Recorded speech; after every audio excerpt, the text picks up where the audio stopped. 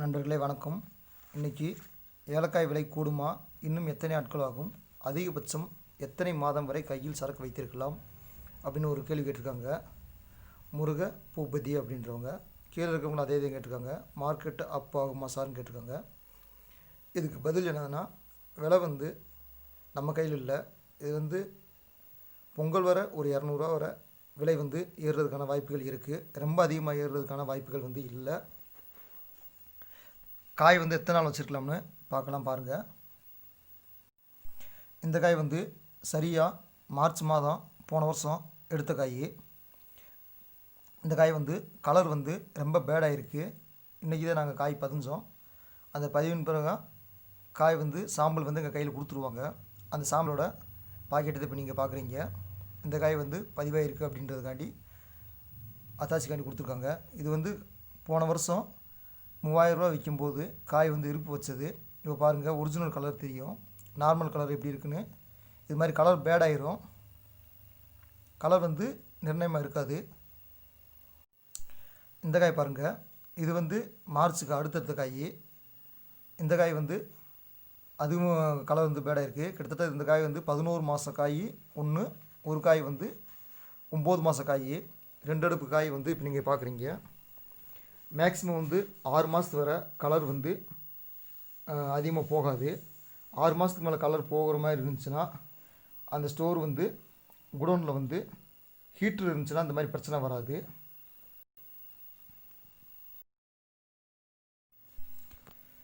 இது இந்த பாவம் from the delivery challan for the movement கார்டம் மூவ் ஆகிறதுக்கான டம்மி ஜிஎஸ்டி பில்லு மாதிரி வரும்.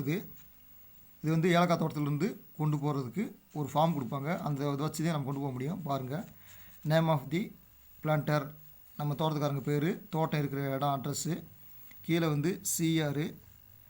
சிஆர் நம்பரு, கீழே அக்ரிகல்ச்சர் லேண்டு எந்த இடத்துல இருக்குது அப்படின்னு சொல்கிறது கீழே நேம் ஆஃப் தி கம்யூனிட்டி அப்படின்னு போட்டிருக்காங்க. கார்டமும் போட்டு வச்சுருக்கு.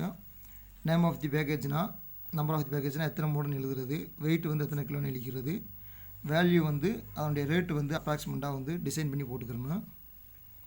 இது அச்சாச்சு கோடு, அது ஒவ்வொருடைய ஆக்சிஜனுடைய கோடு நம்பரு. ப்ராப்பர்ட்டி இது ஆக்சிஜனில் சேல்ஸ் பண்ணவா இல்லைனா குடோனில் ஸ்டாக் வைக்கவா அப்படின்னு சொல்லி கேட்குறாங்க. டிப் பண்ணிக்கிற வேண்டியது. அதுக்கு மோட் ஆஃப் டிரான்ஸ்போர்ட்டு, நம்ம வண்டி எந்த மாதிரி வண்டின்னு சொல்லிட்டு நம்ம எழுதணும். வெஹிக்கிள் நம்பரையும் எழுதிக்கிறணும். ஸ்டார்டிங் பிளேஸ், ஸ்டார்டிங் எந்த இடத்துலேருந்து காய், அதாவது சில பேர் பச்சை காய் எடுத்து வேறு ஒரு இடத்துல வாடகைக்கு ஸ்டோர் போட்டிருப்பாங்க. அந்த ஸ்டோர்லேருந்து எடுத்து போடுற பிளேஸ் இடத்த எழுதணும். அதுபோல் காய் கொண்டு போய் சேர்க்குற இடம் அது கம்பெனி அதுலேயே என்ட்ரி ஆகியிருக்காங்க பாருங்கள். அந்த கம்பெனி இருக்கிற இடத்தையும் நம்ம என்ட்ரி பண்ணிடணும்.